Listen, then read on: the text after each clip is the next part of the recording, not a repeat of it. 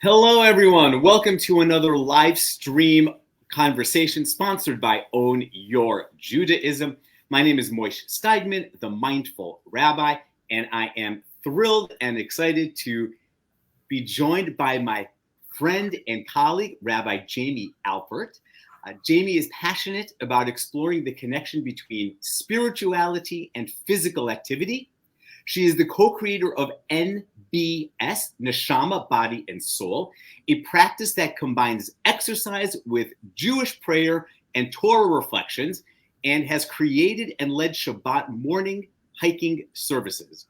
She spent 20 years as a congregational rabbi, serving synagogues in the Bay Area, Westchester, New York, and Princeton, New Jersey. She was ordained by the Jewish Theological Seminary, where she and I met and became friends, and holds a master's degree in Jewish education and Jewish women's studies. She currently sits on the Conservative Movement's Committee on Jewish Law and Standards and on the board of Lilith magazine, and she is a certified fitness trainer and life coach. Jaymee, thanks so much for joining. Oh, Moishe, it's great to be here with you, and thank you for that great introduction. You're welcome. I mean, it's yours. I was reading your introduction, so you're welcome. If it's a great introduction, it's because you've done a lot of wonderful things. Thank you. It is great to see you on screen, and I'm excited that I get to see you in person in a couple of weeks. I am really looking forward to that. Yeah. It's been a long time since we've seen each other in person. When would the last time have been? Is before you moved to California? Yeah, I'm going to say it's pretty close to 7 years ago. It has to be. It's been a while. Yeah. So Jaymee is currently living in New York, in Harrison, up in Westchester. She's going to be here in Milwaukee in a couple of weeks, leading a Neshama, Body, and Soul workshop. So we'll talk a little bit about that. But you're telling me beforehand, it's like you're how many trip to Wisconsin for the first time ever, like the past month or something? Yeah, we were just talking, and I was saying that when I come out to Milwaukee, it will be my third trip to Wisconsin in about 3 months after having spent a lifetime of never having set foot in Wisconsin. So I'm really taking it the state. And what are your impressions so far? So far, so good. Oh, good. That's a good answer. Yeah. Yeah, I've enjoyed my time. Good. I did ask permission to share this story because I think it's a great story about how Jaymee and I kind of became friends. We were in rabbinical school at the same time. And which class was it? It was a class with Shaul Magid. I remember he was the teacher. Do you remember which class it was that we were taking? I don't remember. We were taking a class, and this is in the day before cell phones. This is when Palm Pilots were kind of all the rage. And you're dating us. What's that? You're dating us now. I mean, come on. People know how old I am. I turn 48 next month. So we're in the peer group. I will date myself. So this was the time when Palm Pilots were the rage. And it's kind of a precursor to apps where they had like games and things that you could do.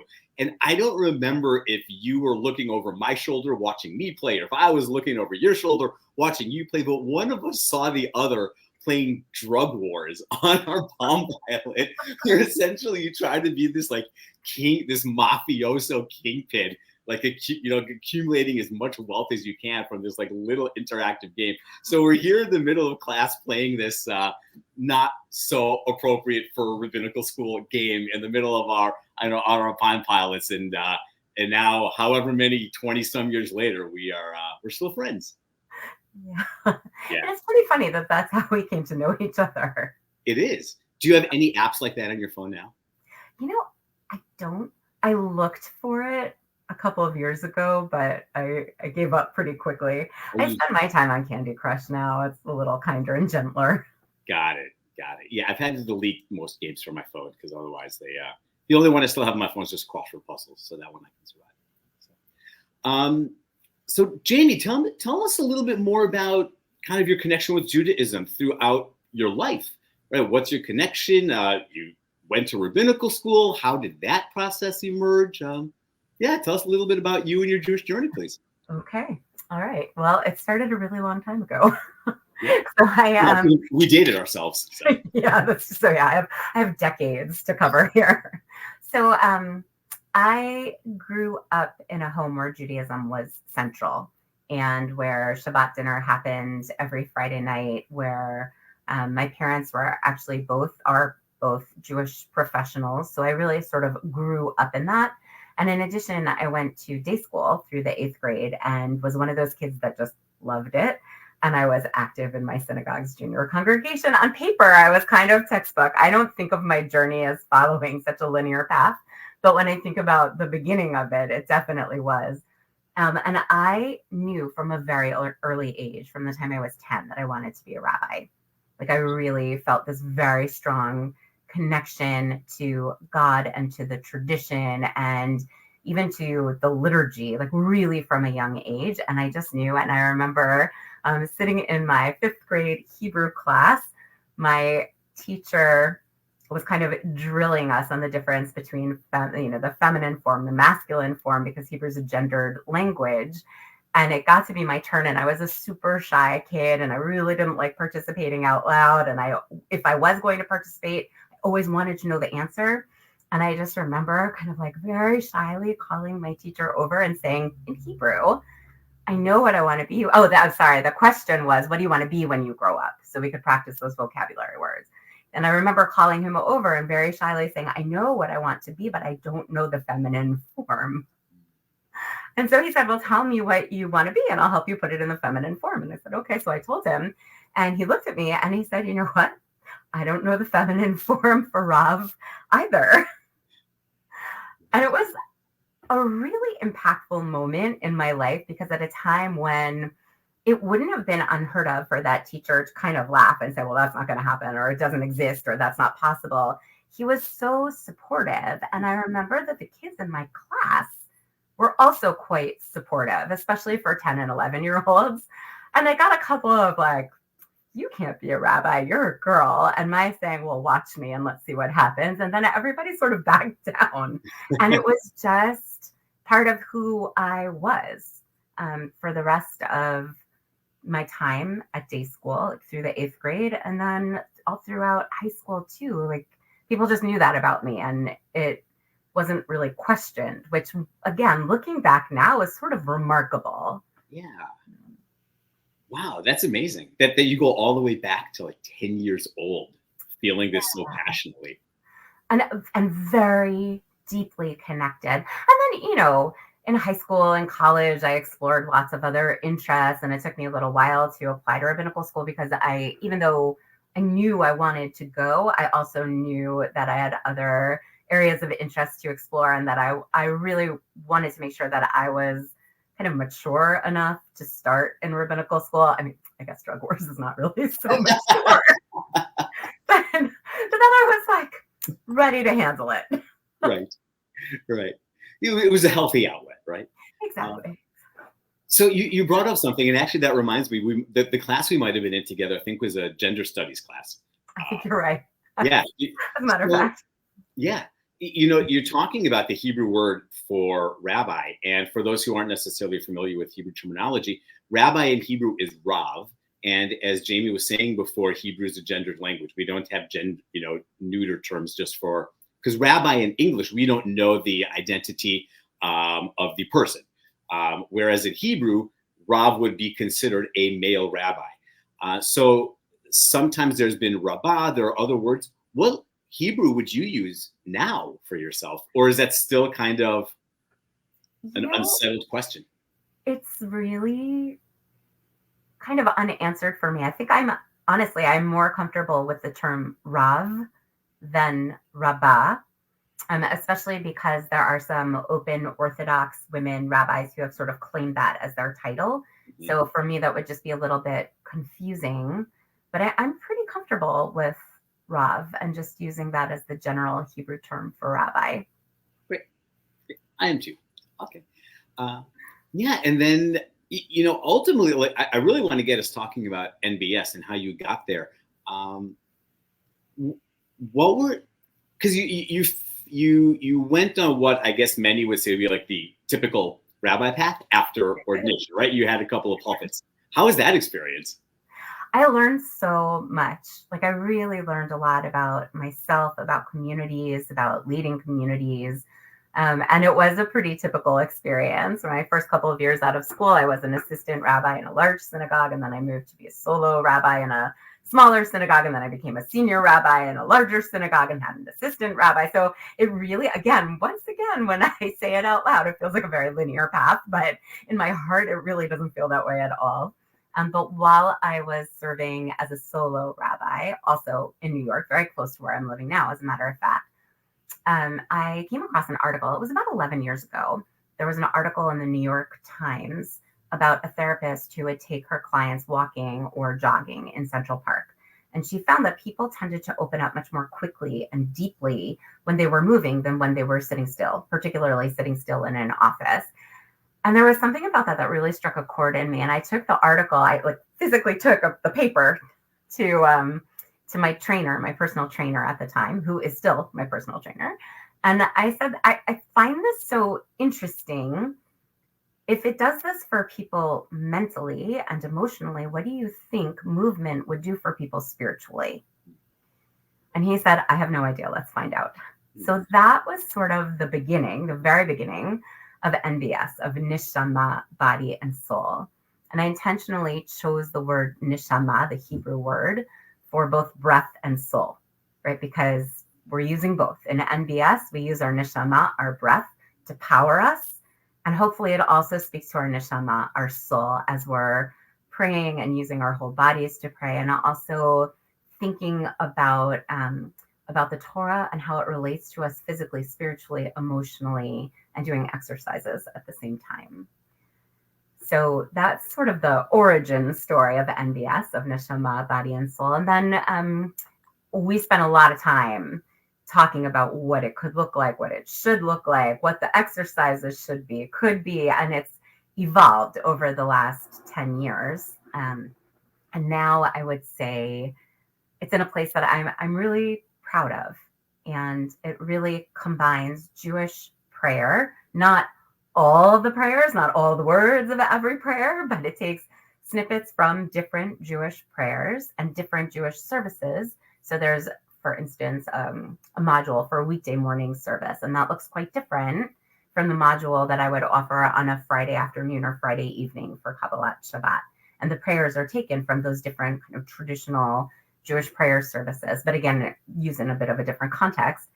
And then woven in between the prayers are different kinds of body weight strength exercises, and sometimes a little cardio. So for instance, if I could invite you to stand up, and anybody who's watching us live or we have some people watching us live.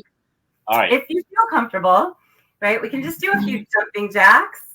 I can do this. Taps, right? You can step your feet if the jump feels like it's too much impact on your joints. And notice that your heart rate's probably going up, that you're breathing a little bit harder now. We'll do a few more just to really get warmed up. And then in an NBS session, we would likely sing the prayer Elohai Nishama. So there's that word again, Nishama. And we would feel our breath. You can hear I'm a little out of breath. Right? And if you were singing, you would hear it even more. But it's that whole idea of connecting breath, the soul, breath, the spirit. And would we be singing while we're doing the jumping jacks? So we would sing after. So right after the jumping jacks, I would say, okay, now let's join in. Yeah. And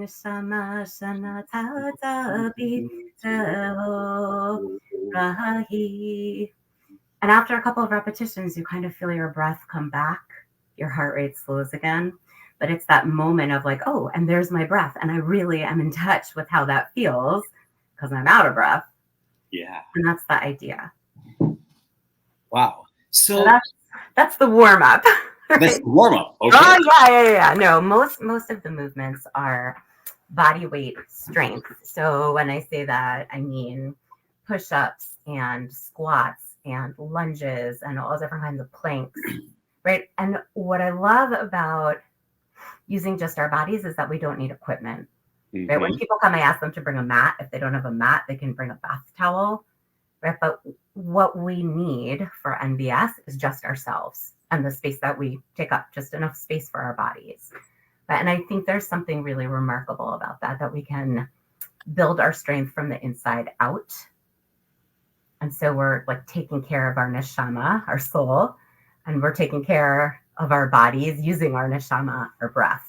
And we don't need, for this workout, we don't need kettlebells or weights or anything like that. How do you integrate what we would say in Hebrew is the matbea shel tefillah, the kind of structure of prayer, right? Because every prayer service, if it's the morning, if it's afternoon, if it's Shabbat, that you have specific prayers you're kind of supposed to do. How do you integrate, or to what extent do you integrate a more traditional matbea shel tefillah, a more formal structure? Do you kind of pick and choose prayers that connect with the body and or the soul in particular? So yes and yes. Thank you for asking that question. That's great. I would say for me, the cornerstone of NBS has been Asher Yatzar, which is a blessing that comes from the Talmud. It has become, for some people, it's become part of the morning liturgy. It's also known as the bathroom prayer, right? Because in very traditional circles, every time somebody goes to the bathroom, they'll recite Asher Yatzar afterward.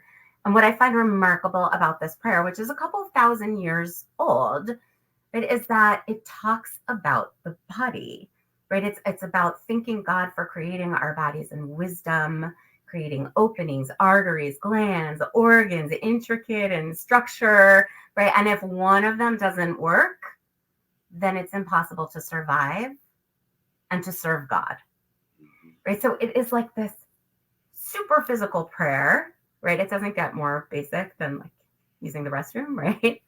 But the end of the blessing is really thanking God for sustaining us so that we can serve God. So for me, it's really the physical and the spiritual very much in the same blessing. And so I try to begin each NBS session, regardless of the time of day or the day of the week, with a Asher Yatzar to sort of ground us in that. And I just really love that this bracha comes from the Talmud, that it's a couple thousand years old and it still feels very, very modern and relevant. And then I do follow a matbea, not in a very traditional way, but if I'm offering NBS on a Sunday morning, for instance, or a Tuesday morning, I will follow the structure of a weekday shacharit. And so a lot of the prayers that are said at the beginning of the morning service become part of the NBS service as well. And I often include the first line of the Shema. And I encourage people to use a full breath for each word of the Shema. And it moves me each time, right? It's just like this beautiful moment of people kind of being able to lose themselves in this ancient prayer, one that many people are familiar with, and really focus on their breath. And so that would be like a weekday NBS. When I do NBS for Kabbalat Shabbat or getting ready for Shabbat, then the structure, the matbea, comes from Kabbalat Shabbat with snippets from Mariv as well. So again, different selections from the Psalms that we would say during Kabbalat Shabbat and a couple of the prayers from Mariv as well. So that if you're familiar with these traditional services, NBS won't feel like a traditional service, but you'll be able to find yourself within it. You'll know what the service is meant to do. What's really striking me is one of the things that I'm often asked about from people who are newer to services is the choreography, right? And that's always something that people feel uncomfortable.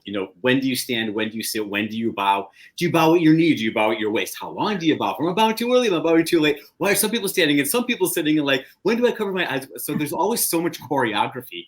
And usually when we think about it, it's literally like stand, sit, bow, cover eyes. And then we hear things like, stretching or yoga or hiking. This is real. I don't want to say this is taking it to a next level. This is actually almost something entirely different, where if I'm understanding you correctly, you're fully accessing the strength of your body, trying to connect that with the strength of your soul, the strength of your spirit. It lands differently to me. It's not just like body movement. It really feels like you're trying to bring these different strengths together in a way that I don't think I've seen or experienced anywhere. Am I at all on target or completely missing the mark? You are completely on target. So thank you for that. And that was really intentional. right? There are some Jewish yoga practices out there now that are becoming more and more popular, which I think is great. And it's a different way of accessing one's neshama, right? But it was important to me and to Fernando, my trainer, that we kind of really get into our bodies and see what it's like to push ourselves a bit and see what the prayer is like after that, right? And to connect two things that we really don't think of as going together, right? And that was intentional. And I appreciate when people come to NBS and they try this with me, that I'm asking them to do two hard things at the same time, right? It's not necessarily easy to motivate yourself to exercise, and it's not necessarily easy to motivate yourself to pray. And now, like, come join me so we can do two really hard things at the same time. But what I've heard from participants is that they feel grounded in a way that's completely different from other experiences that they've had of feeling grounded before. And one of my favorite techniques for kind of really getting us into our bodies, souls, and minds at the same time is using the plank, just a plank hold. So it can be done on your forearms or on your hands. You can be on your knees or on your toes, just holding that position. Because as you were just talking about the choreography of a traditional Jewish service, you stand, you sit, you bow, everybody's up and down all the time. Once you're in plank, all you need to do is hold it, which is not easy. Right? But it is simple. There's no choreography. So what I like to do is give people things to think about for themselves while we're holding plank. And so I'll offer almost like a guided meditation based on the Jewish calendar or the Torah reading of the week. So I was thinking, this coming week we'll be opening the book of Deuteronomy with Parshat Devarim. And Moses addresses the people. This is the big wrap up of the Torah, right? It's a long wrap up, but the wrap up. And he starts talking about the places where the people of Israel have been physically. We went here, we went there, we stopped here, we stopped there, we wandered here. I was thinking, if I were going to be offering a meditation into a plank for NBS, I would say, okay, let's take a moment, think about your own journey. Where have you been in your life, both physically, which is really resonant for me right now, having moved from New York to California to Seattle, back to New York, all in the last few years. Like, I appreciate the stops along the physical journey and also the spiritual and emotional journey. Like, where have you been? And the idea isn't to live in the past, but to think about how our past propels us forward. So if we were moving into a plank right now, I would encourage everybody to think about one stop along their journey that felt particularly meaningful and what they learned from it and how they carry that learning with them. And then we would move into plank. So we would be working on our core and what's core to who we are at the same time. This is, I'm so excited that I get to try this when you're here in Milwaukee in a couple of weeks because we often think of reflecting, right? You reflect on something and then you calm the brain and let it sit in, or you write it down or do different things. And certainly within the Jewish realm, again, I don't know that connection with the physical connection. Have people talked to you about something they've been really surprised about, or something that was unexpected that happened during one of your NBS sessions, which they never would have anticipated? I would say most often the surprise is that it's not yoga. Yeah. So I've tried, especially over the last couple of years, to make it really clear. And I've said things like, we'll be doing push-ups and lunges and squats, but even then it doesn't quite register. So I've started saying, we're going to be getting up and down off the floor multiple times in the hour that we spend together. Mm-hmm. Now, if that's challenging, you can always use a chair for support, right? But it's an up and down, very active kind of a practice. Yeah. So this is definitely a physical workout. It is a physical workout. Yeah, it is.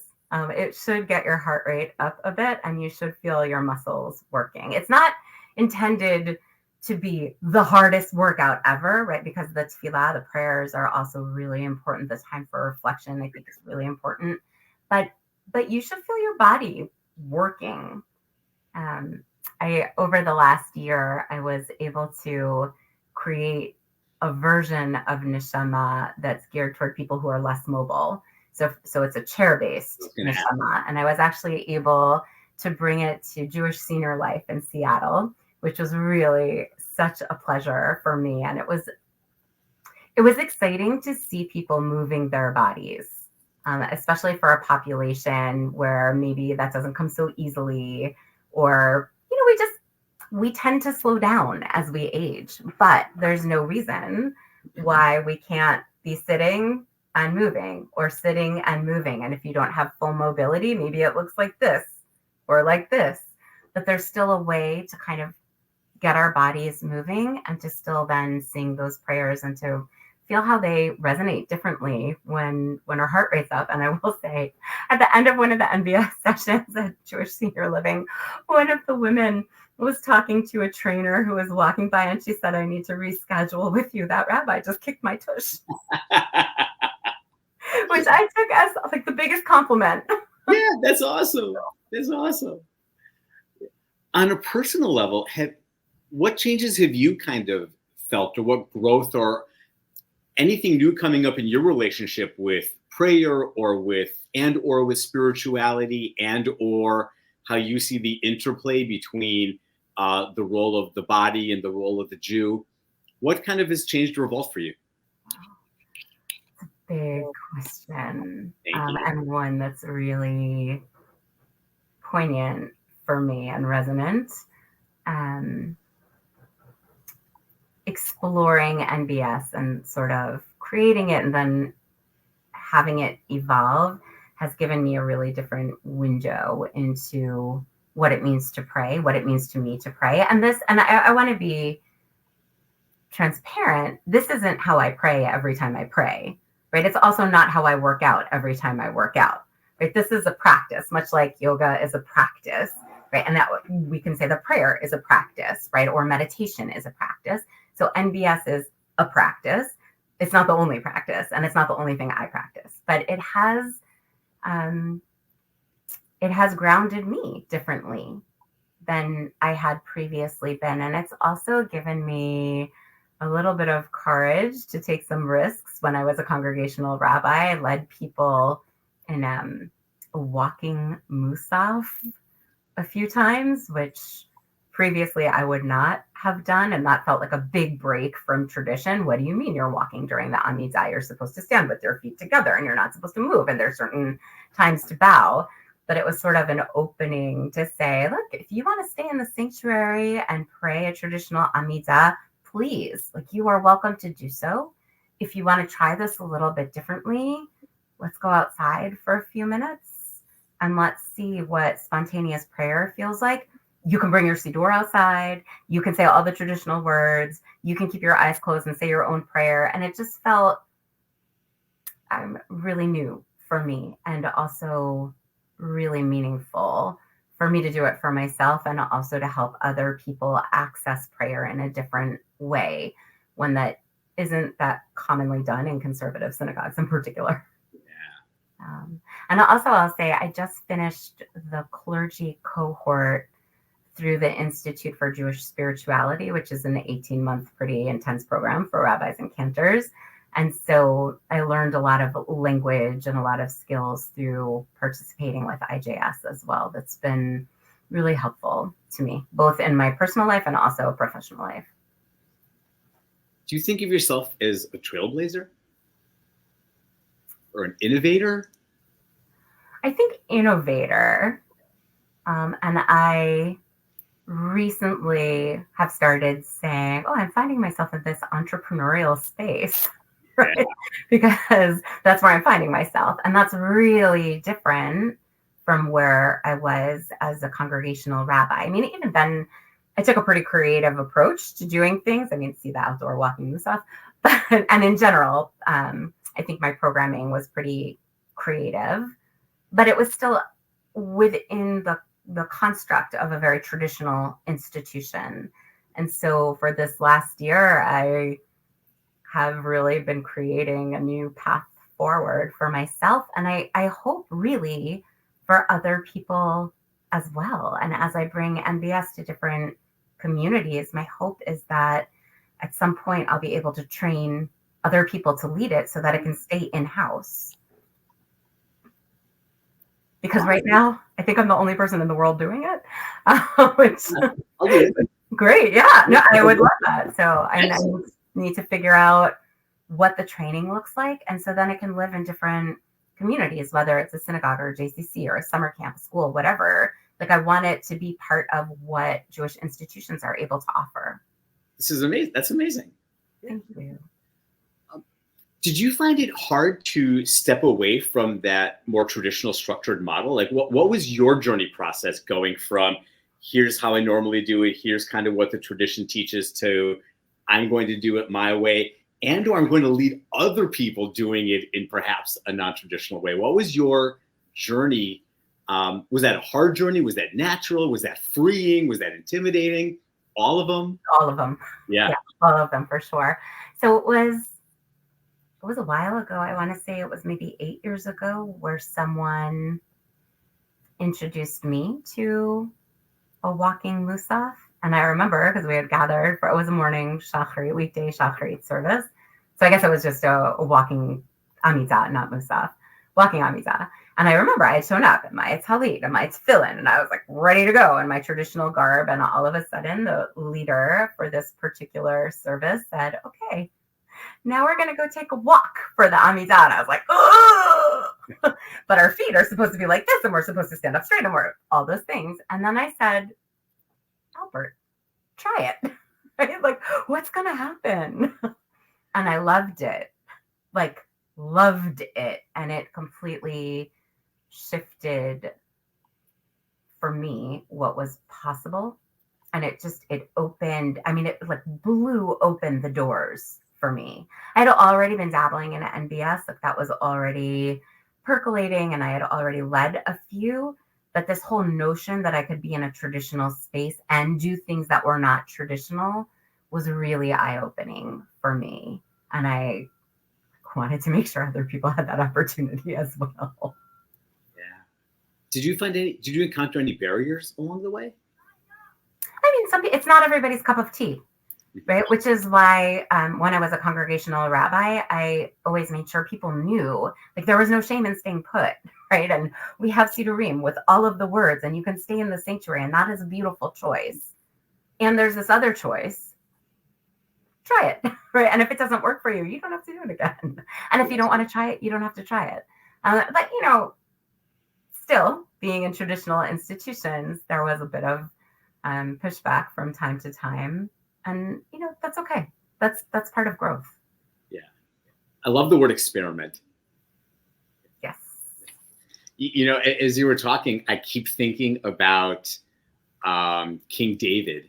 I hope I'm getting the story right. But, King David, the story where he was kind of like out, like just dancing in the middle of camp and everything. And people are going and saying, right, like, what's this guy doing? He's supposed to be the leader. He's supposed to be our king. He's supposed to be the role model. And he's just kind of in this almost euphoric dance state, right? And he was using his body in that way to really try to have this spiritual experience and connection.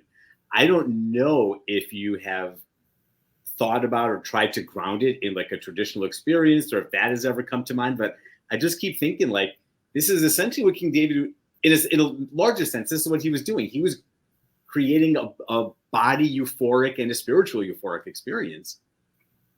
Yeah. It's an interesting thing. It's definitely kind of in my brain, and I'm thinking about it. There are some Jewish mindful movement practices, and I wouldn't be surprised if they reference that story. Although speaking of our gender studies class, of course, it's his wife, Michal, who gets upset with him, right? So, but I do love this notion of even the king gets to be free in his body and express himself in a spiritual way, really dancing before God. It's not my brand, but I would love to see someone else try it. Yeah. Yeah.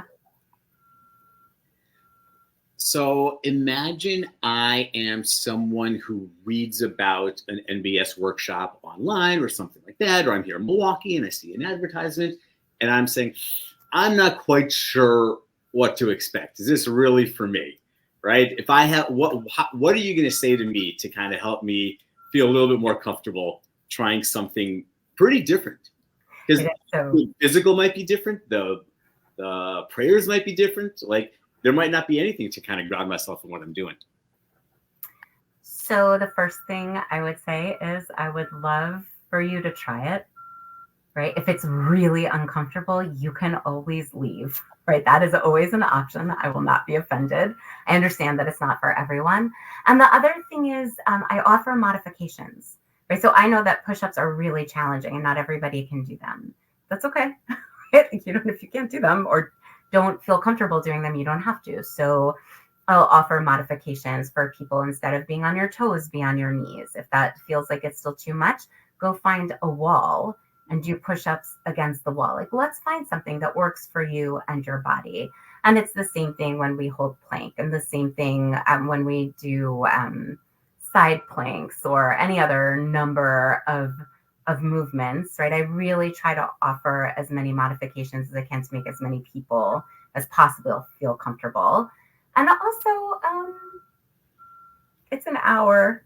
Yeah. Right? Like we put up with a lot of discomfort for an hour. Let's see, right? See if something speaks to you. Maybe it's the thought questions before the plank, even if the plank isn't working. Like I've had plenty of people just stay seated on their mat or seated in a chair if getting onto the floor is too challenging, right? Like see if you can take something from it, and also just see then what it feels like after saying these prayers in the NBS context to go back, if you are a synagogue goer, go back into the synagogue and say them in that context and see how things resonate differently for you after having had the experience. Yeah, that I am really curious about that too. Like, I wonder if at some point, if I were to do multiple workshops, like I'll be here at Shabbat services, then all of a sudden, we're going to start a prayer and I'm just going to get down and start doing some push-ups, right? Like I'm going to rewire my body. So, yeah. And what would you say to someone who says, the push-ups and the workout sounds fine, but I don't know the Siddur, I don't know prayers, I don't know Hebrew? So I come with an NBS Siddur. It's a handout. And I make sure that everything is not only in Hebrew, but that it's translated and transliterated. And most of the prayers that I use for NBS are not the full prayers. It's really a line or two that we repeat again and again. So if you don't know it at first, probably by the second or third repetition, it will feel comfortable enough. And if it doesn't, I always invite people to hum along or just sing la la la, yai dai dai. It all works. And not everybody sings every prayer, and that's fine too, right? And again, I know that I'm asking people to do two really hard things at the same time. I have a lot of compassion around that. I just appreciate when people are willing to try, because this is so new and so different. Yeah. Have you found yourself when you're working out now singing a prayer that you do from NBS, or if you are in synagogue, holding yourself back from doing some kind of physical thing? Have these two things meshed inside your being now? Sometimes they do, and they pop up in kind of funny moments. But again, as I said before, NBS is a practice, right? So sometimes though, I will find myself at the gym and thinking oh yeah, there's that blessing from Berachot HaShachar that says, "Thank you, God, for making my footsteps firm," and I just did a really high box jump and I made it. So thank you, God, for making my footsteps firm. Right? So I definitely have those moments. Amazing. Anything else in particular about NBS and or your Jewish journey that has come alive for you that you wanted to share? So I'm so grateful to have spent 20 years in the pulpit, because I feel like I learned so much about myself and about Jewish practice and Jewish communities And I think I've really worked on the ability to take something ancient and make it modern for people and relevant. And I think part of what's important to me, it was important to me as a pulpit rabbi, it's important to me now in this more entrepreneurial space, that we're really able to tap into this very rich, wise tradition and find ourselves within it, and to find ways to kind of craft meaning for ourselves based in a Jewish context. And I think sometimes it's overwhelming or it's not presented that way. And we just say, it's not for me, right? Like, there's so many laws. Why do there need to be so many laws? Or so many words, so many prayers, so many, like, I can't do it all.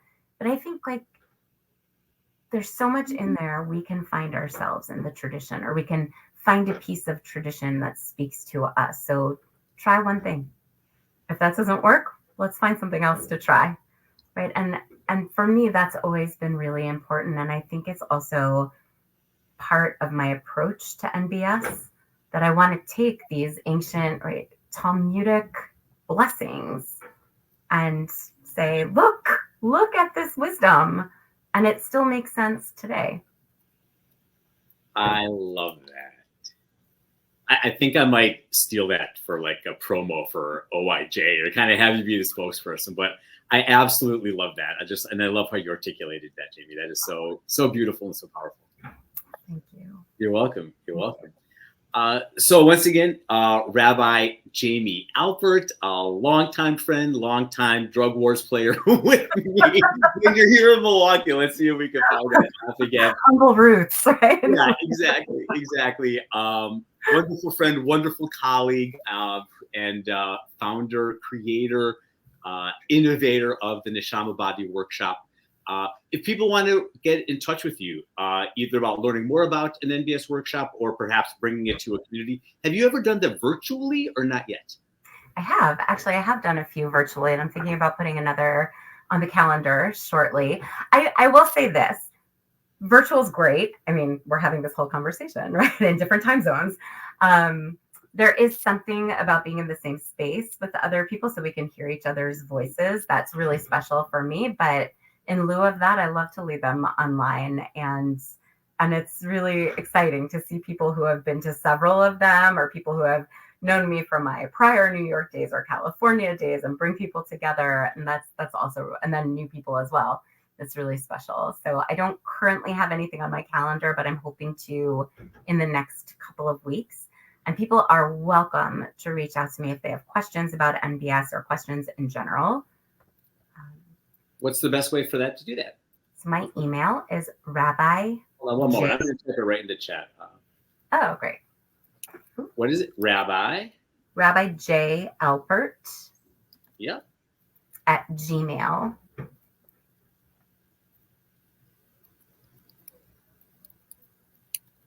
Great. This way, anyone who's watching or following along can have the email right there. Yeah, this is amazing. Thank you so much for your time this afternoon, sharing your time and sharing about MBS with me. Thank you for your time in advance in a couple of weeks where you are coming to Milwaukee. I am excited to see you. My son in particular is excited to see you. Yeah, we can't not tell this story. So my son Matan. Such a bad influence between the drug wars and this story. I don't know who influenced who with drug wars, but so my son Matan. So when Jaymee's first pulpit was up in Westchester, my first pulpit was up in Westchester as well. We were about 15 minutes away. I was in the Mamaroneck Westchester Jewish Center, and Matan was born, and we made a purposeful decision not to give him sugar for the first couple years of his life. And that's just based on research that we've been told that, with how taste buds kind of grow and form. And if you have something for a few times before you're 2, that affects your, I don't know, whatever it was. We just weren't giving him sugar. So Jaymee and Danny, Jaymee's husband, they invite us to a Hanukkah party. Matan is 14 months old at the time. So Hannah, his mom, my ex, Hannah and I are there with Matan. And at one point, Hannah and I are just like walking around talking. We don't know where Matan is. We just trust that he's somewhere in good hands. And I walk by and I see Matan on Jaymee's lap. Right? which is great and wonderful.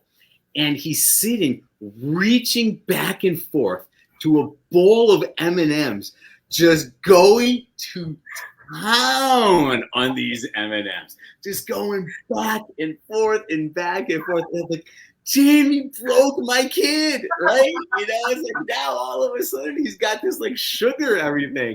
So I know he in particular, he's excited to see you. And when you're here, have you had frozen custard before? I have not. Great. We're gonna wait. Is that also my fault for having introduced M&Ms too early? No. That's Wisconsin's fault. So Milwaukee has a place called Kopp's, which I mean, it's just frozen custard done better than anywhere. So it's a few minutes from my house. So we will happily take you to Kopp's as both as payback and also as a gratitude for sharing all those M&Ms with Matan. I will look forward to that. Excellent. And also to seeing Matan for the first time in many years. Exactly. And Elle for the first time, possibly. Yeah. So we're excited to see all of you. Thank you again. And we'll talk to you soon, Jaymee. That sounds great. Thank you.